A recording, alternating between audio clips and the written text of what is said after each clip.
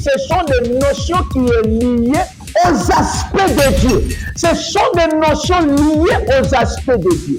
C'est-à-dire les trois aspects de Dieu en Jésus. Premier aspect, c'est la notion christologie. Dans la notion christologie, nous voyons Christ. Christ qui veut dire loin ou envoyé de Dieu. Deuxième notion, c'est la notion de sotériologie. Dans la notion de la sotériologie, nous étions esclaves et condamnés, devenant péché pour nous, devenant péché pour le monde. Le monde était dans le chaos. Le monde fut plongé dans le chaos. Mais Jésus-Christ est venu dans la notion de la sotériologie. La notion de sauver l'homme dans l'esclavagisme.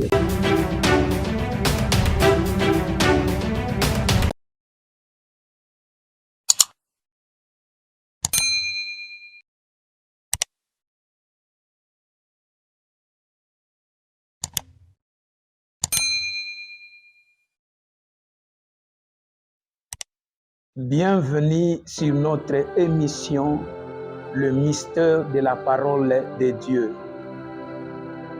Merci pour votre présence. Merci à tous nos abonnés qui nous suivent partout dans le monde.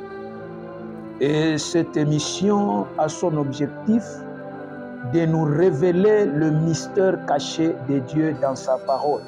Et la Bible, c'est une forêt équatoriale, c'est-à-dire une forêt par laquelle tout le monde peut entrer et chercher le pensée de Dieu. Et cette émission, je l'ai dédiée à tous les hommes de Dieu, tous les ministres de Dieu, tout enfant de Dieu qui nous suivent partout dans le monde. Et je bénis le prophète Joël Mboubi, je bénis le prophète Eric Kassongo. Cette émission est pour vous, à tous les hommes de Dieu, partout où vous êtes, que Dieu vous bénisse. Aujourd'hui, nous voulons parler sur la notion théologique de Jésus-Christ sur cette terre. Et cette notion vous aidera, mes frères et sœurs dans le Seigneur. Cette notion vous aidera, l'homme de Dieu. Cette notion vous aidera, le ministre de Dieu. Je vais tout d'abord introduire cette notion, c'est-à-dire notre premier point, c'est l'introduction. Et deuxième point que nous allons développer dans cette émission, c'est la personne de Judas. Et la personne de Judas, dans la notion théologique de Jésus, la personne de Judas a joué un grand rôle.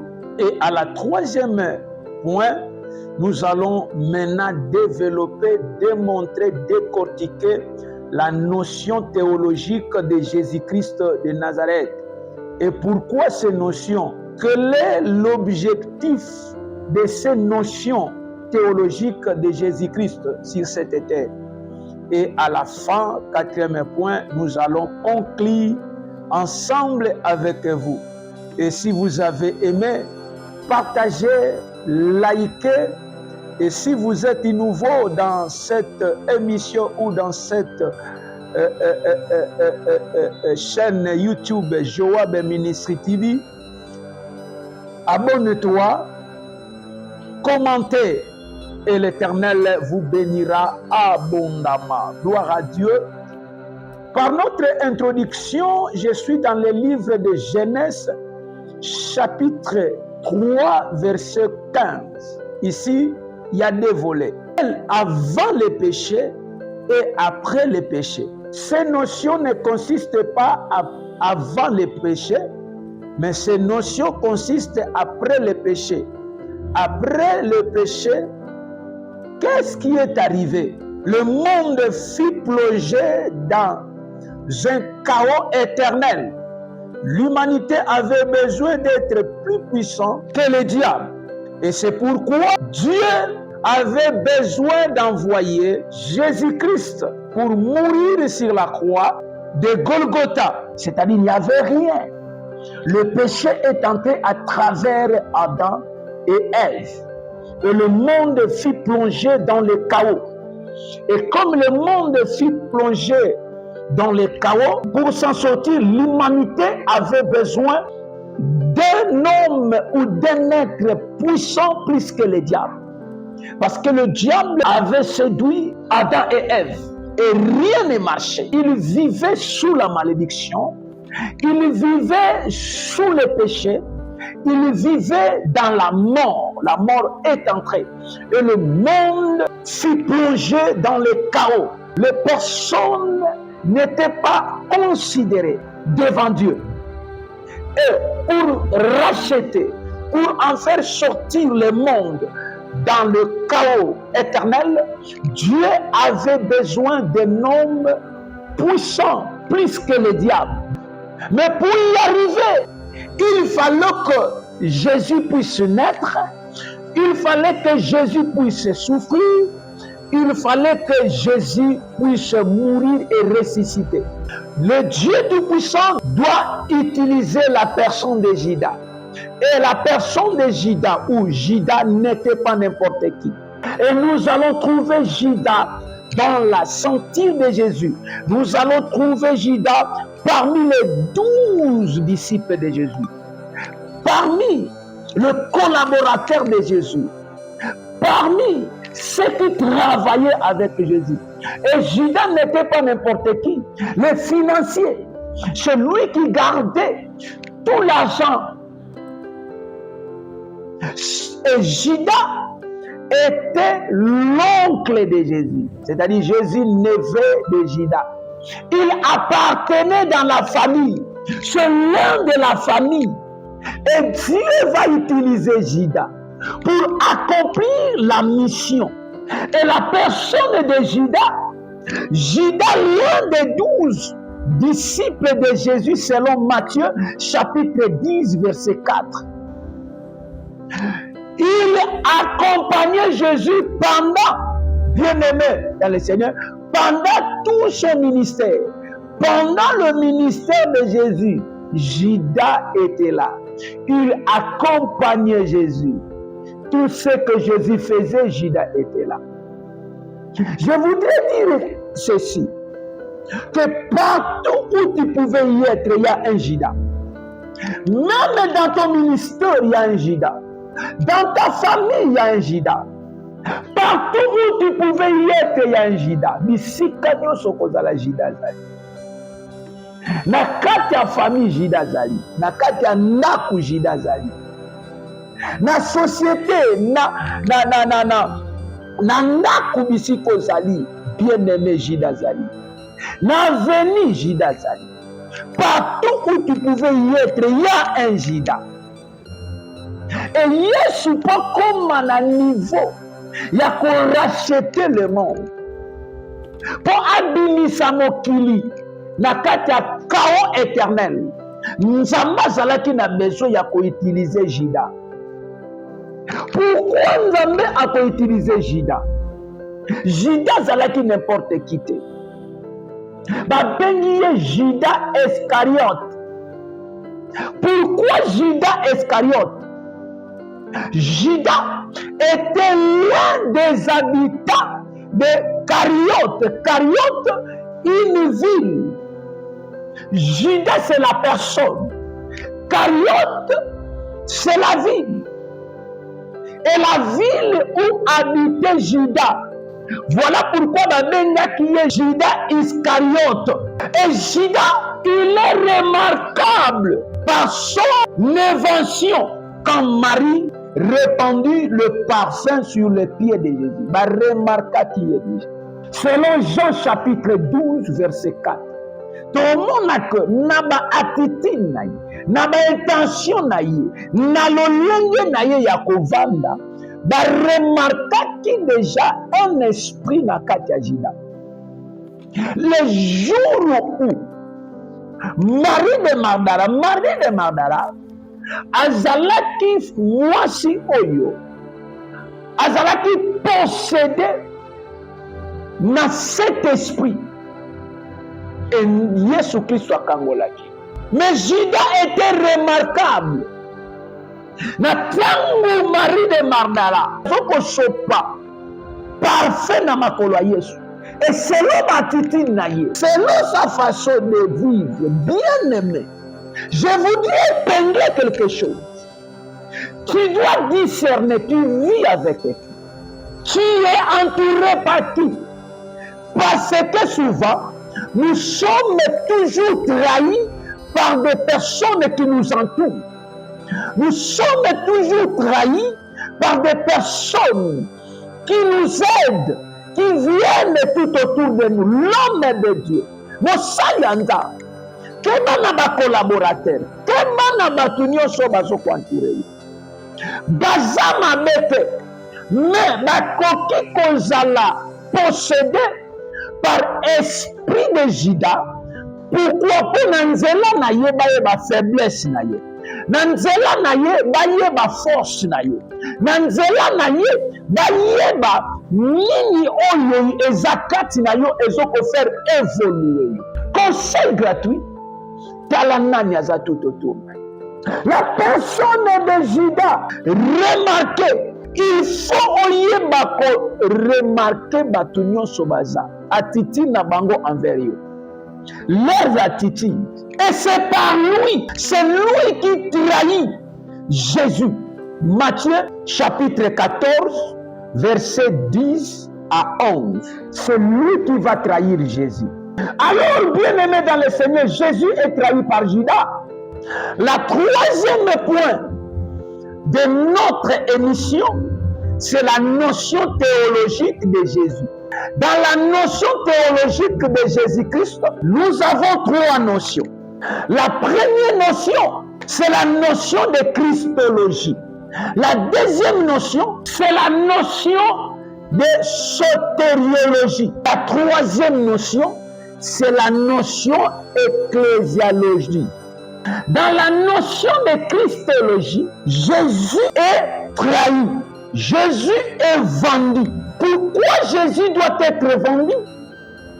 Pour accomplir les trois notions de la théologie. D'abord, la théologie, c'est quoi? Quand on parle de notions théologiques, ce sont des notions qui sont liées aux aspects de Dieu. Ce sont des notions liées aux aspects de Dieu. C'est-à-dire les trois aspects de Dieu en Jésus. Les trois aspects de Dieu dans ta vie. Tu dois avoir les trois aspects dans ton ministère. Les trois aspects dans ta vie. Tant que l'homme de Dieu, tant que ministre de Dieu, tant qu'enfant de Dieu, tu dois avoir les trois aspects de Dieu. En Jésus-Christ, il y avait trois aspects. Premier aspect, c'est la notion Christologie. Dans la notion Christologie, nous voyons Christ. Christ qui veut dire loin. C'est lui qui est loin.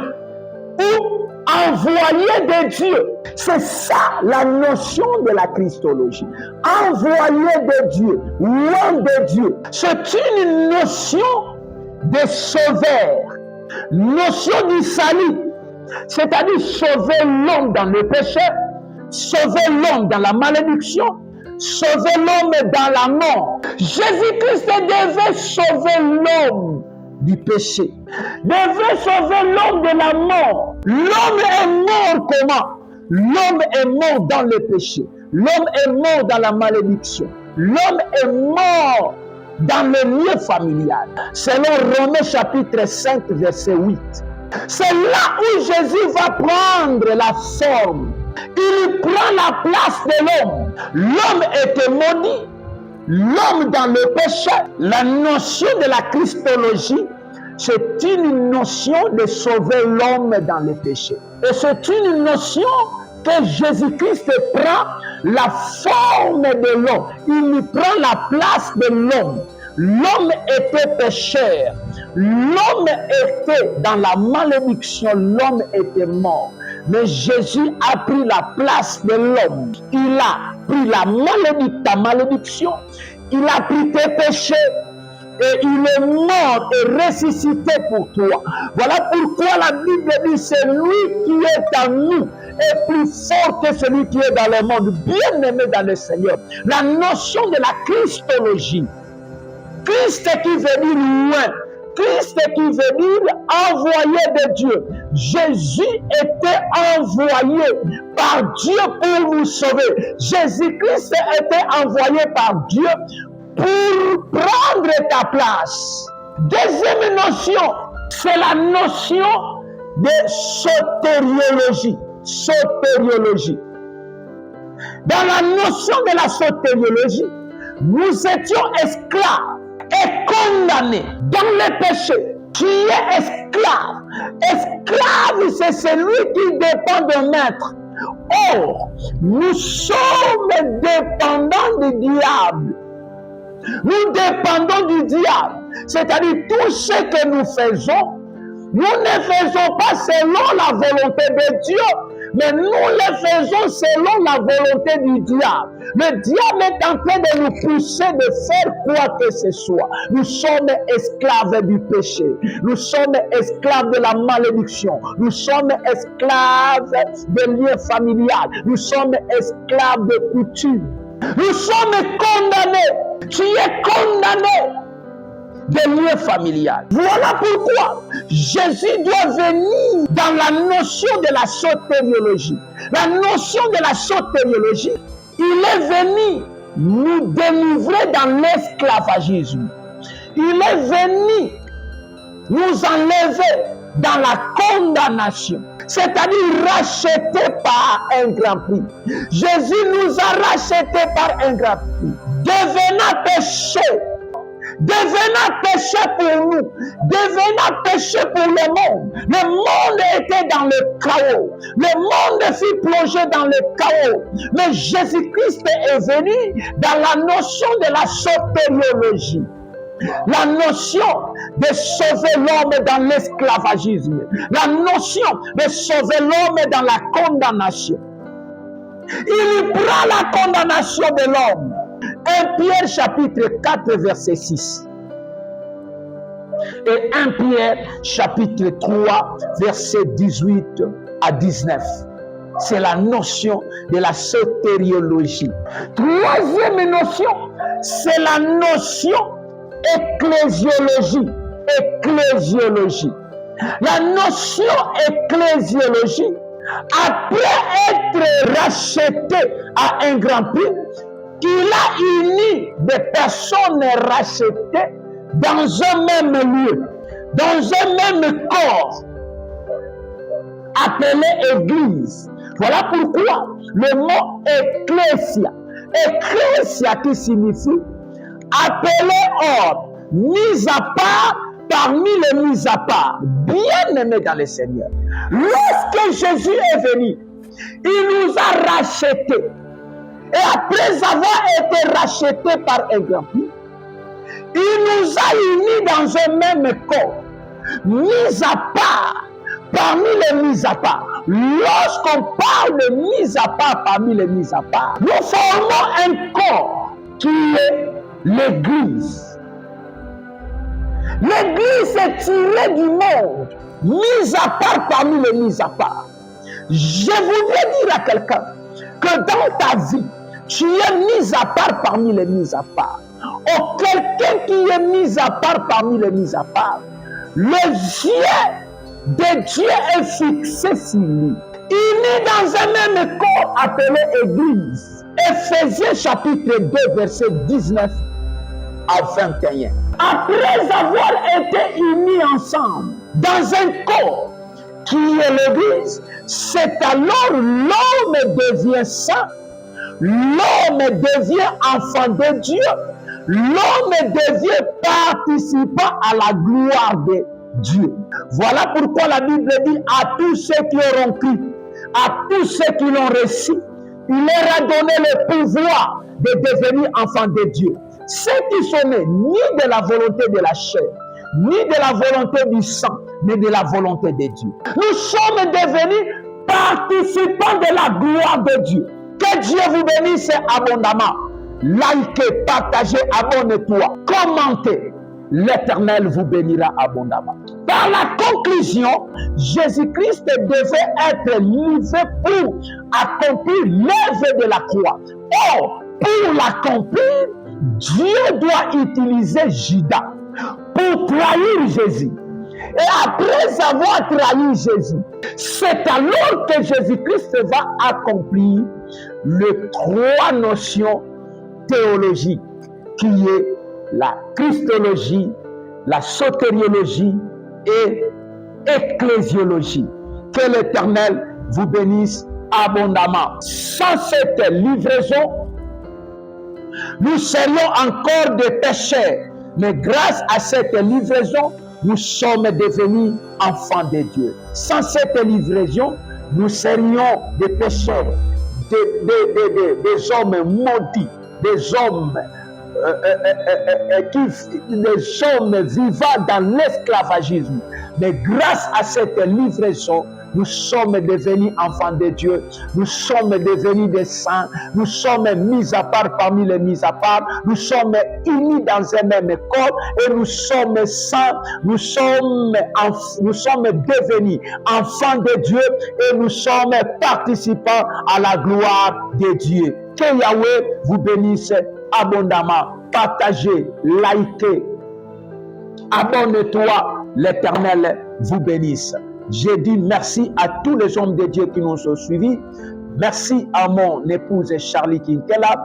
Merci à tous mes enfants du centre évangélique Les Chemins vers Jésus-Christ de Nazareth. Quant à moi, je vous dis, restez toujours branchés sur notre chaîne JM TV. Vous ne serez jamais déçus. Ciao.